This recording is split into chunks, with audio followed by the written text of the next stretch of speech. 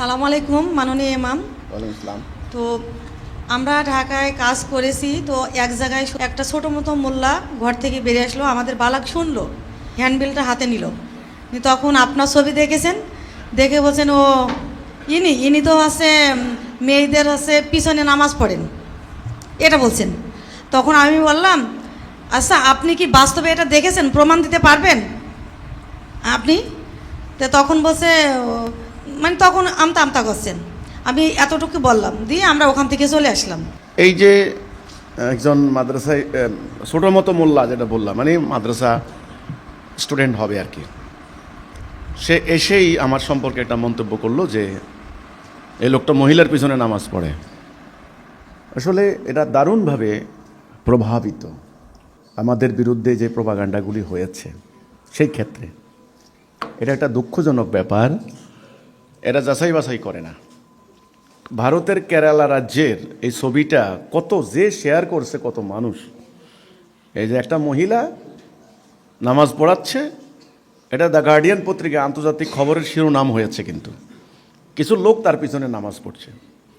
সারা ওয়ার্ল্ডে তো ধর্মের নামে, ইসলামের নামে নানান ফেরকার সৃষ্টি আছে, ওইটা হয়তো একটা ফেরকা। মহিলা ইমামতি করছে, মহিলার পিছনে বেটা পুরুষরা নামাজ পড়তেছে। এখন এই কিছু মৌলবী কি করছে, আমার বিরুদ্ধে তো আর কথা পায় না, ওই ছবিটা এনে এটা পিছনের মহিলার পিছনের এক লোকের মাথা কেটে ছবি এডিট করে দিয়ে আমার মাথা বসিয়ে দিয়েছে, বাস। এবার লক্ষ লক্ষ তাদের তো ফ্যান আছে, ফলোয়ার আছে, তারা লাইক শেয়ার দিয়ে এটাকে ভাইরাল করে দিয়েছে। এখন অনেক লোকে বলে, আরে আপনাদের ইমাম তো মহিলার পিছনে নামাজ পড়ে, কি আশ্চর্য ব্যাপার!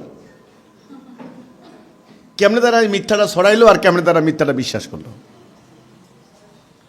দেখুন, এই মিথ্যার বিরুদ্ধে লড়াই তো আমাদের জিহাদ, নাকি? এই মিথ্যা তো একটা নয়, আজকে এই মিথ্যাটা অপনোদন করবা, আরেকটা মিথ্যা চালু করে দিব। না হলে আমির হামজার মতো লোক, এই লোক ওয়াজ করে ভাত খায়, তো এই লোক কি একথা বলতে পারে যে ওই সেলিম হোটেলে হোটেলে ঘুরিয়া বেড়ায় মহিলা মানুষ লইয়া? সে কি দেখছে? সে কি আমার অন্য হুজুরদের মতো মনে করছে? এ কথাটা মিথ্যা কেমনে করলো?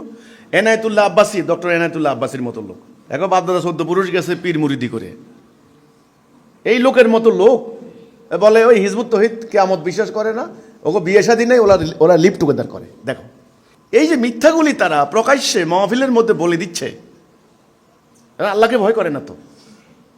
যখনই দেখবে মানুষ ধরবে, আর আমাদের বেলায় তো ধরার কেউ নাই, অন্য অন্য বেলায় তো ধরে। ওই যে কি একটা ইন্ডিয়ান নায়িকারে নিয়ে কথা বলছে না, পরে সে কি বললো, আমার মাথা ঠিক ছিল না, কি খাইয়া আসছে আল্লাহ জানে, মাথা ঠিক ছিল না। তাহলে আমাদের ব্যাপারে তো ভাই ধরার কেউ নাই আল্লাহ ছাড়া। আল্লাহ যেদিন ধরবে সেদিন মাথা ঠিক করে দিব আল্লাহ নিজেই। এই মিথ্যা কথাগুলি এরা বলে, তো কাজে ভাই এই মিথ্যা দ্বারা প্রভাবিত, কিছু করার নাই, আমাদের ধৈর্যের সাথে মোকাবেলা করতে হবে। এখন এই মিথ্যা দ্বারা প্রভাবিত হয়ে অনেকের জানও চলে যেতে পারে।